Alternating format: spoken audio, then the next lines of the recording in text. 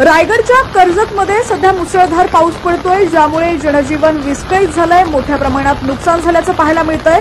व्हिडिओमधली ही दृश्य तुम्ही पाहू शकता. कर्जतमध्ये मागील 24 तासांपासून मुसळधार पाऊस सुरू आहे. आज 26 मे सकाळपासूनही जोरदार पाऊस पडतोय. येत्या काही दिवसातही अतिवृष्टीची शक्यता वर्तवण्यात आली आहे.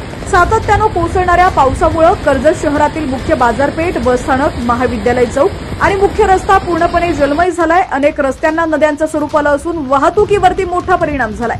उल्हास नदीच्या पाणी पातळीत झपाट्यानं वाढ झाली आहे. हवामान विभागानं रेड अलर्ट जारी केलेला आहे, ज्यामुळे पुढील काही दिवस मुसळधार ते अतिमुसळधार पावसाची शक्यता कर्जतमध्ये वर्तवण्यात आलेली आहे. खोपोली परिसरात 200 मिलीमीटरपेक्षा जास्त पाऊस झाल्यानं कर्जत खोपोली दरम्यान रेल्वे रुळांवर पाणी आलेलं आहे, ज्यामुळे लोकल रेल्वे गाड्या धीम्या गतीनं धावत आहेत. या ठिकाणची व्हिडिओमधली दृश्य तुम्ही पाहताय. HPN मराठी न्यूज चॅनलच्या माध्यमातून कर्जतमध्ये मागील 24 तासांपासून मुसळधार पाऊस सुरू आहे.